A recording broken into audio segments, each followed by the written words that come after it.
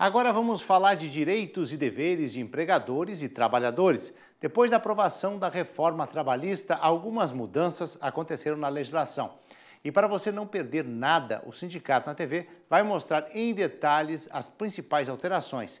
E para me ajudar nessa tarefa, eu recebo o assessor jurídico da CNA, Rodrigo Valente. Bom dia, Rodrigo, seja bem-vindo. Bom dia, Marcelo, muito obrigado. Então, com a reforma trabalhista, houve alterações nas férias dos trabalhadores? Bom, Marcelo, bom dia. A princípio, temos que ressaltar que a reforma trabalhista ela foi publicada no dia 14 de julho, sendo que ela entra em vigor a partir de 120 dias da sua publicação. Então, até ela está nesse período de transição, ainda não está valendo. Então, atualmente, as férias elas podem ser fracionadas em até 2 vezes, sendo que um dos períodos não pode ser inferior a 10 dias. Esse é o atual e está valendo por enquanto. A partir do momento que entrar a reforma trabalhista, com a anuência do empregado, essas férias poderão ser fracionadas em até 3 vezes, sendo que um dos períodos não poderá ser inferior a 14 dias e os outros 2 não podendo ser inferior a 5 dias cada um.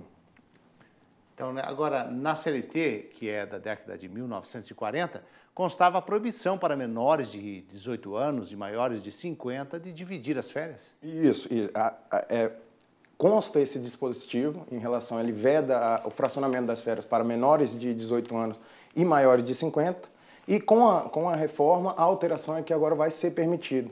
Como foi muito bem ressaltado por você, a CLT é da década de 1940. Então, na época, você conseguia imaginar que a expectativa de vida era menor do que hoje em dia, né? Hoje em dia, graças a Deus, as pessoas estão vivendo mais.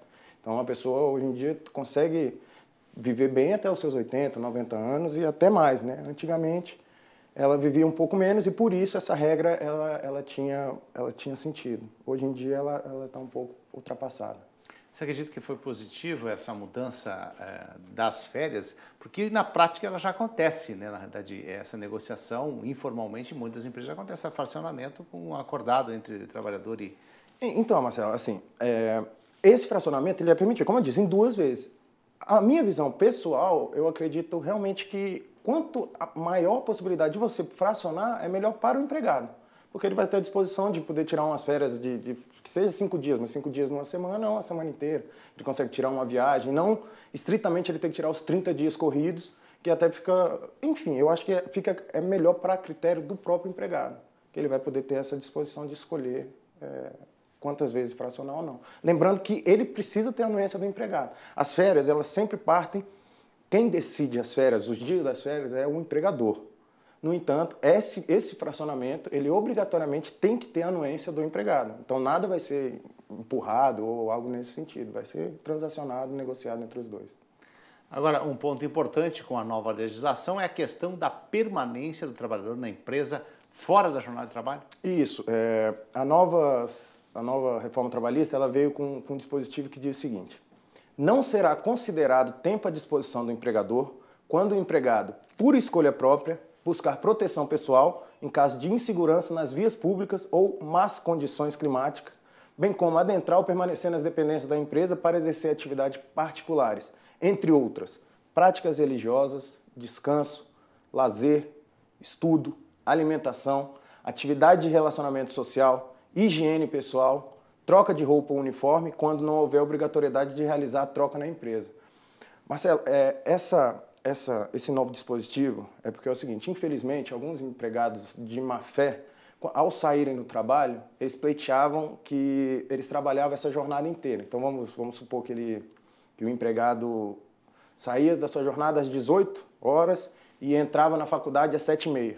Por causa de ônibus, ou chuva, ou independente disso, ele ficava nas dependências da empresa até às 7h, e às 7h ele pegava o ônibus e ia para a sua faculdade. Ele, ao adentrar na justiça posteriormente, ele ajuizava a ação pleiteando que ele trabalhava das 8 até às 7, uma vez que ele ficava nas permanências da empresa. Então, para acabar de vez com esse imbróglio, foi criada essa licença e agora o empregado ele tem essa disposição de ficar, caso ele queira, nas dependências da empresa e não vai ser integrado à jornada, não vai correr o risco de ser integrado na jornada.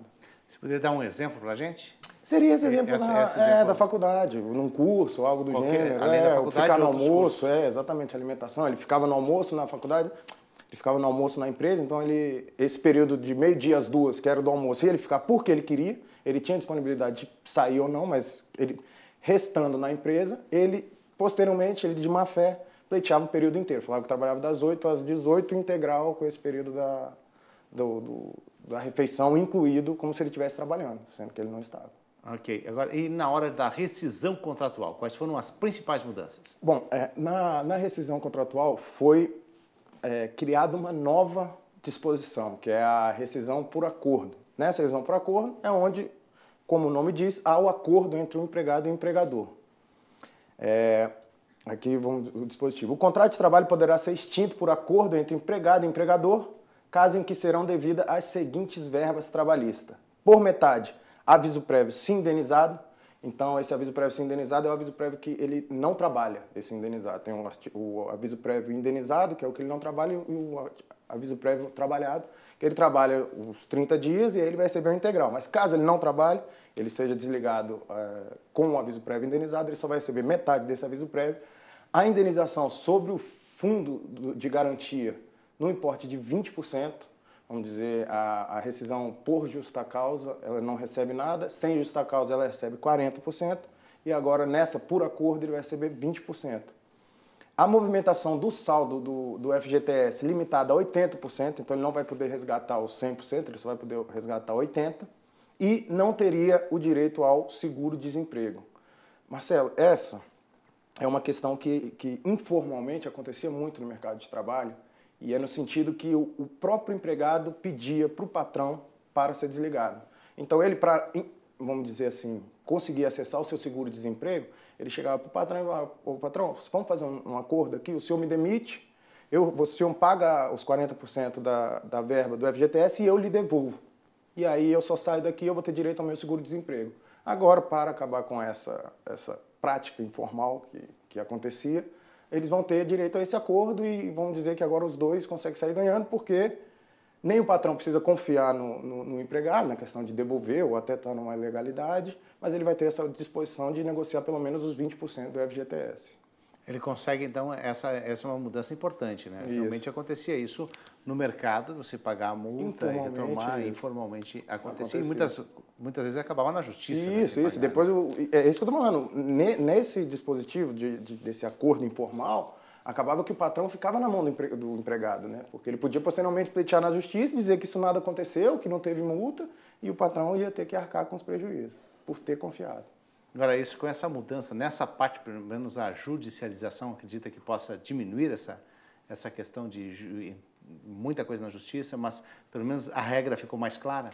É o intuito, viu, Marcelo? Vamos dizer que um dos principais motivos dessa reforma trabalhista foi o estímulo à negociação coletiva e coibir a informalidade no trabalho. Então, os dispositivos acrescentados, a maioria andam nesse sentido, vamos dizer assim, desafogar o judiciário, né? Que esse tanto de ações que permeiam o nosso judiciário, infelizmente. Essa questão do FGTS é importante, né? Porque sempre era um ponto de negociação, né? Isso. O FGTS virava quase que um drama, na realidade, na hora de você demitir ou fazer acordo, uns conseguiam, outros não, né? Acredito que essa relação vai ficar mais afinada em relação a isso? Acredito que você cria mais uma oportunidade para um acordo. Então, o que antes não era permitido, agora é. Antes, essa multa de 20% ela só era permitida no caso que era a rescisão, onde os dois, tanto o patrão quanto o empregado, haviam errado, haviam, né, se brigado ou algo do gênero. E aí ele tinha direito a esse 20%. Agora, eles vão ter que criar mais uma oportunidade. É bom, Marcelo, é bom. Tá certo. Eu agradeço a participação do assessor jurídico da CNA, Rodrigo Valente. Muito obrigado pela participação. Eu agradeço, Marcelo.